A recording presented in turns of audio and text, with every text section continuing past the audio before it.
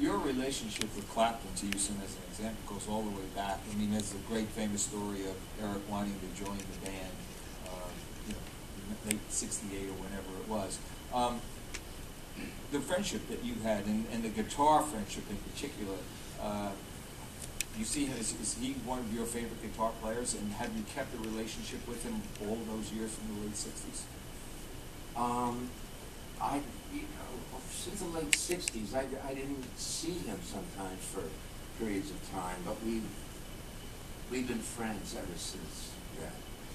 And Eric went through, as a lot of us have, a very dark period.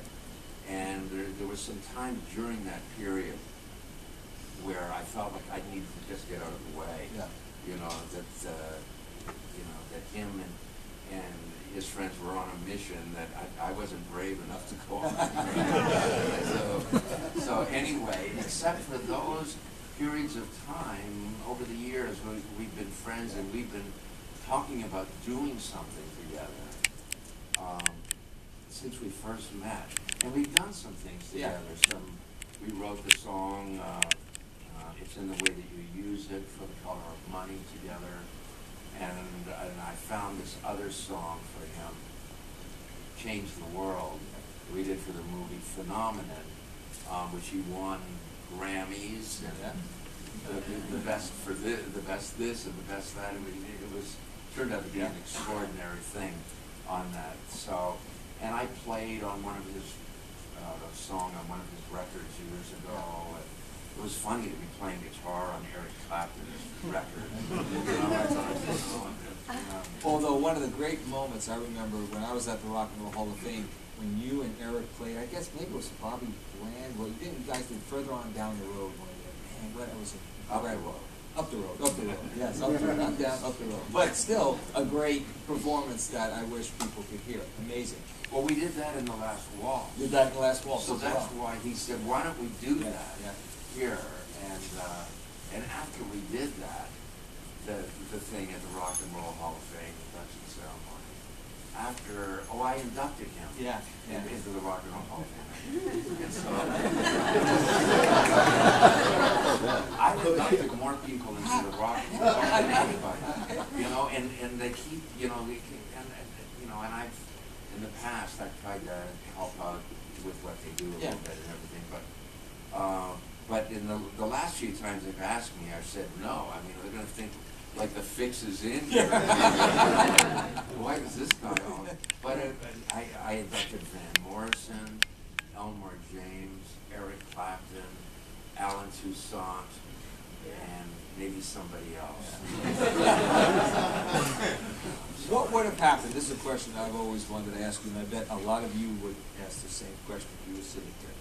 What would have happened to the band's sound if Clapton had joined the band? Well, he had never told me this. He had never said.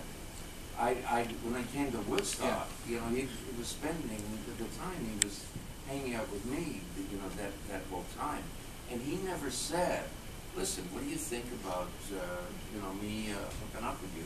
He never brought it up. He said that he lost courage in doing that, and I didn't hear it until his speech. Really? Oh, well, no, his speech when he inducted the band into the Rock and Roll Hall of Fame. I mean, this is all confusing. So like, scratch my back and I'll scratch yours. But anyway, he inducted the band into the Rock and Roll Hall of Fame, and when he was doing the induction speech, he said, I went to Woodstock, and I went there with the purpose of asking to join the band. Now, he had never said that to me, ever, over the years. It was the first time I heard it. So I said to him after the thing, were you coming for my job? Or were you suggesting that we need two guitar players? And to this day, he's never answered. Those days, we hear the magic of the basement tapes, and I remember you telling me, if I get the story right, remember that at Big Pink, you guys would leave a typewriter and that you would be able to go in there and someone wanted to add some lyrics to a story, whether it was Bob or you or Right. any of the members. It sounds like, from a distance, from a music fan, imagining what those days were like in '68, '69. Maybe one of the most creatively intense periods for you? Was it something that could only happen one time in one place? The magic was so great. That could be true, but because we don't have anything else to really compare it to, you know, it's a hard thing to answer. But at Big Pink, the setup, the music setup, was in the basement. That's what it was, the basement thing, right?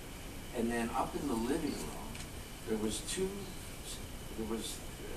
like 4 tables up there, you know, those couches and chairs and things, and there was 2 typewriters up there, and with paper ready to go, and then on the other things there was checkerboards, and there was this strange competition, violent competition of checkers going on in between.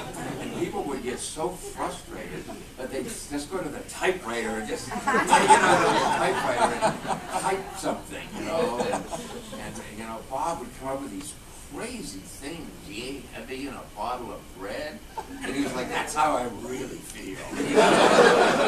Okay, you know. But it was just set up in a way. This was for me, because before we came to Woodstock, the band, we were all living in the city, in New York. Bob was up in Woodstock at that time. This is when he had his motorcycle accident. And Albert Grossman, our manager, he said, because we were in the city trying to get some work done, and he was like, "Well, what are we doing now?" And I said, "Well, working with Bob Dylan for us has really been like a sideline. Our thing is that we are going to make our own music." And Albert was like, "Really? Sideline?" you know, and I said, "Yeah, no, we just did this, but we do our own thing." And interesting in this, nobody, Bob, Albert, none of the people around had any idea what we were going to do. So Albert said, "Well, are you guys thinking about maybe doing a record of Bob Dylan instrumentals?" That's not the idea. They had no idea what we do, what we would do. And when we made music for Big Pink, it had nothing to do with what we did. It's kids playing with Ronnie Hawkins and the Hawks. It had nothing to do with what we did as the Hawks. It had nothing to do with what we did with Bob Dylan. You know, because that tour was played with a lot of fire, and so when we got out of the city, because there was no place for us to work on our music there. Some people would say, "Oh, well, you can work at my place," and people would be banging on the wall, and you'd be bothering somebody, or they'd be bothering you. It was very frustrating. And to go up to this place just outside of Woodstock, West Saugerties, and have this ugly pink house out in the middle of nowhere, where there was nobody that could hear it, nobody could bother you. It was like paradise, you know. And for me, in a songwriting situation, it was the first time in my life that I ever had a thing where I thought I can write and build what I'm looking for here. And all the guys in the band, so we went up and got in Big Pink and got it set up and everything, and then one day Bob came out to see the place. Actually, I brought him out there to see it because I was feeling kind of good about it. And he didn't want to leave, you know, and I'm thinking, I know, we got to work on our music, our record and everything. And he would come out every day, and it became like the clubhouse. It was like the Dead End Kids or something, you know what I mean? That every day we went to where the gang, you know, the clubhouse place. And it was an extraordinary feeling. And the stuff that was happening with Bob and the stuff that was happening with us, we were so departed from the rest of the world in a feeling that we could do anything that we could imagine. And the Basement Tapes and Big Pink were anything that we could imagine. Yeah. You know, before you guys go up there, I'm from the Jersey Shore. And there is a legend on the Jersey Shore, just south of where I'm from in Asbury Park, but you guys played in Summers Point. And maybe that's where Bob first heard you, if I'm not mistaken. I don't know how that worked. But these guys were like a house band, a bar band in one of the bars down there. Well, we legendary. The shows, oh my goodness. No, this was a place called Tony Mark's. Tony Mark's, that's right. In Summers Point. Yeah. And our booking agent said, I've got you a booking for a month at a place in Summers Point. They've heard about you guys, and they want to hire you to play there for a whole month. Now, for us, when we were on the road, the Chitlin circuit, and playing all over the place, the idea of being able to play and not have to go anywhere for a month was, it was like we'd scored for a summer and everything. So we played there, and while we were playing there, I got a message if I would come up to the city and meet with Bob Dylan. And we didn't know very much about Bob Dylan at that time. There were a couple of folk songs, somewhere, Oxford Town or something, but we didn't know very much about him.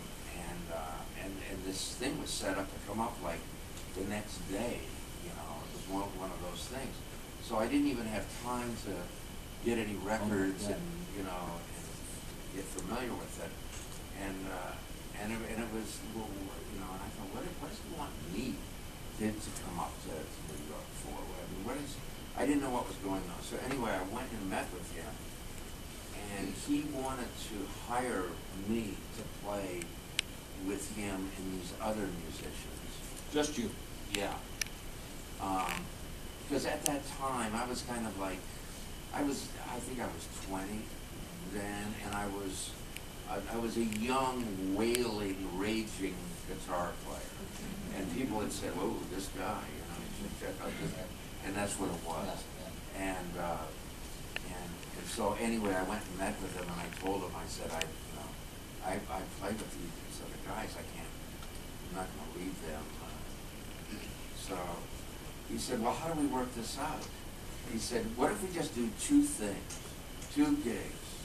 And I said, okay, I'll do it if Levon can come along too.